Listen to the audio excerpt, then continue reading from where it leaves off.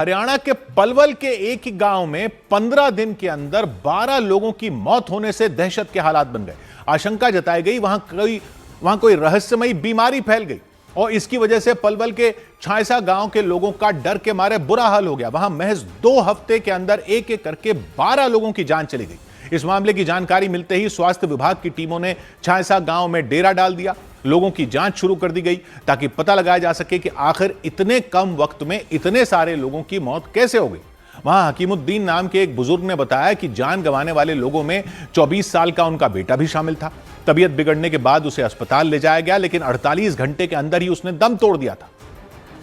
ऐसा नहीं था कि जो बिल्कुल चारपाई में लेटा हुआ था। वो घर से चल करके यहाँ रोड पर एम्बुलेंस खड़ी थी, यहाँ वो अपने से चल के पैरों से चल के वो में एम्बुलेंस में बैठा, वहाँ भी अपने से उतरा। वो अपने जवान लड़के को खोने वाले हकीमुद्दीन ने बताया कि उनका बेटा बिल्कुल ठीक ठाक था, लेकिन अचानक तबीयत खराब हुई और इलाज के दौरान उसकी मौत हो गई।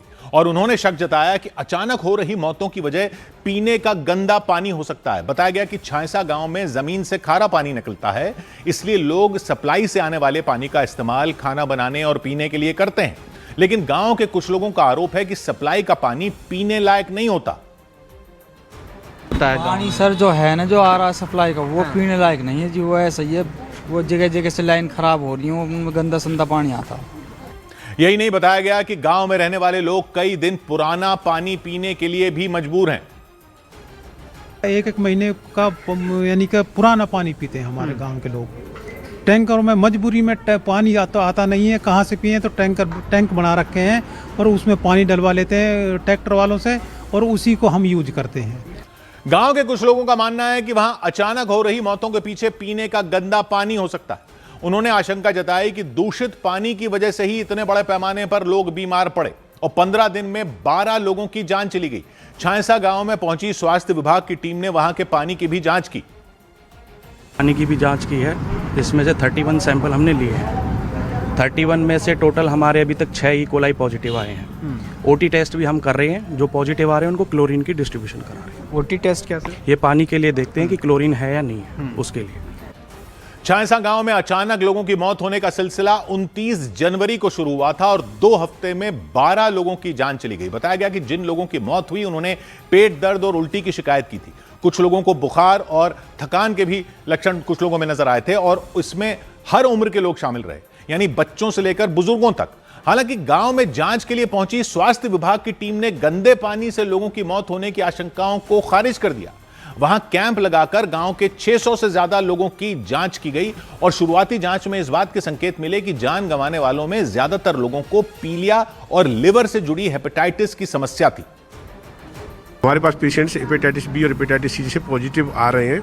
अब तक करीब हमारे पास हमने 600 पेशेंट्स की स्क्रीनिंग की है, उसमें से 25 पेशेंट के करीब हेपेटाइटिस सी पॉजिटिव आ गए हैं और 3 पेशेंट हेपेटाइटिस बी पॉजिटिव आ गए हैं। स्वास्थ्य विभाग के अधिकारी ने गंदे पानी से लोगों की मौत होने के सवाल का भी जवाब दिया। क्या पानी भी इसकी वजह है? नहीं, पानी इसकी वजह नहीं है, ये ब्लड ट्रांसमिशन से होता है हेपेटाइटिस बी और सी। तो इसके लिए हम सभी का ब्लड टेस्ट कर रहे हैं। जिनके घर में भी डेथ हुई है उनके सारे फैमिली कॉन्टैक्ट्स का टेस्ट कर रहे हैं। रहस्यमयी बीमारी फैलने की आशंका से पलवल के छायसा गांव के लोग बुरी तरह खौफ में आ गए, लेकिन स्वास्थ्य विभाग ने दावा किया कि हालात पूरी तरह काबू में हैं। उसने लोगों से अपील की कि वो घबराएं नहीं, बल्कि तबीयत बिगड़ने पर स्वास्थ्य विभाग की टीम को जानकारी दें। उधर यूपी के कानपुर में सेना से रिटायर हो चुके एक व्यक्ति ने पत्नी और बेटे की हत्या के बाद खुदकुशी कर ली।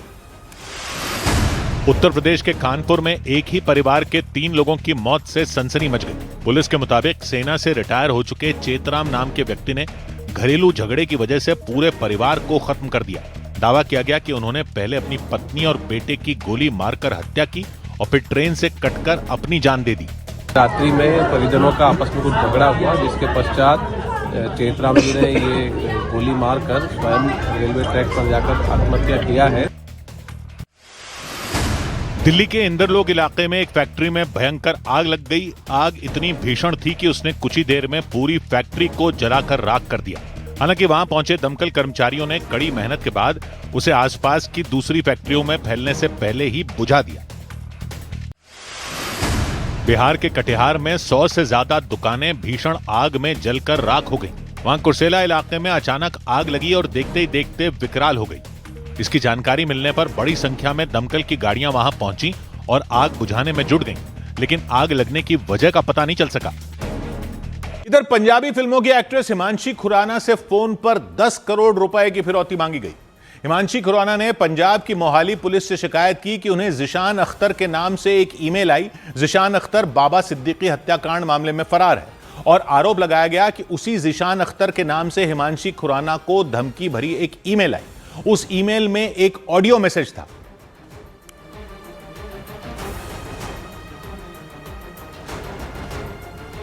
मैं जिशान अख्तर बात कर रहा हूँ और मैंने कॉल की, तुम उठा नहीं रही हो, तो मेरा एक मैसेज सुन लो।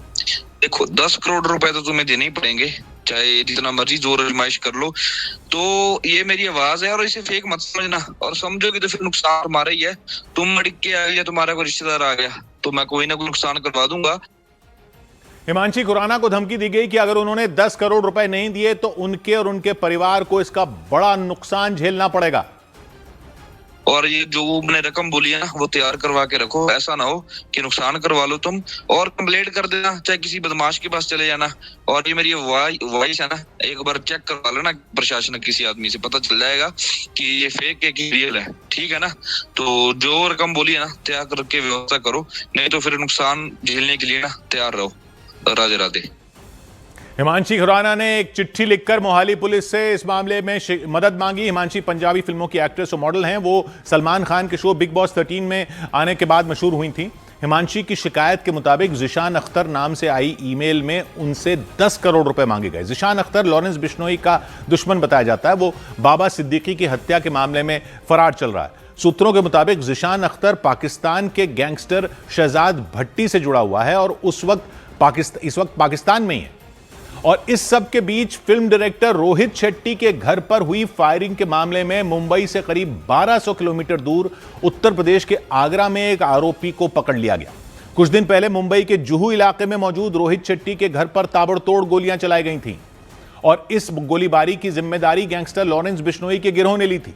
घटना के बाद से ही मुंबई पुलिस ने हमलावरों को पकड़ने के लिए देश के कई शहरों में छापे मारे।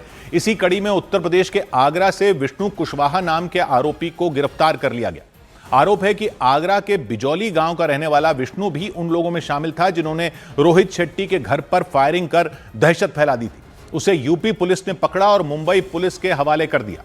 इस मामले में 14 शूटरों समेत 12 आरोपियों पर शिकंजा कसा जा चुका है। सूत्रों के मुताबिक रोहित शेट्टी के घर पर हमले की योजना देश के बाहर बनाई गई थी। दावा है कि अमेरिका में बैठे गैंगस्टर आरजू बिश्नोई और उसके साथियों के इशारे पर यह हमला किया गया था। आरजू बिश्नोई को लॉरेंस बिश्नोई का करीबी बताया जाता है।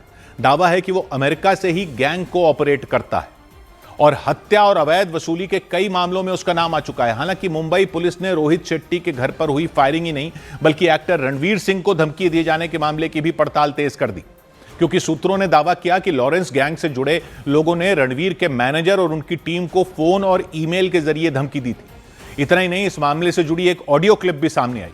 उस ऑडियो क्लिप को बनाने वाले ने अपना नाम हैरी बॉक्सर बताया और लॉरेंस गैंग से जुड़े होने का दावा किया। उसने रोहित शेट्टी और रणवीर सिंह को एक साथ धमकी दी थी। टाइम रहते अगर तुम दोनों लाइन पे ही है ना, तुम्हारा वो इलाज करेंगे, तुम्हारा वो हाल करेंगे कि तुम्हारी 7 पीढ़ियां निकलेंगी। रोहित और रणवीर के अलावा उस ऑडियो क्लिप के जरिए पूरे बॉलीवुड को चेतावनी दी गई।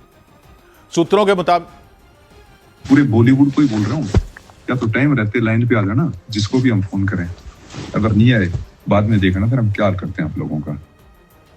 सूत्रों के मुताबिक फायरिंग मामले में मुंबई पुलिस रोहित शेट्टी का बयान दर्ज कर चुकी है। दावा है कि जल्द ही रणवीर सिंह का भी बयान लिया जा सकता है।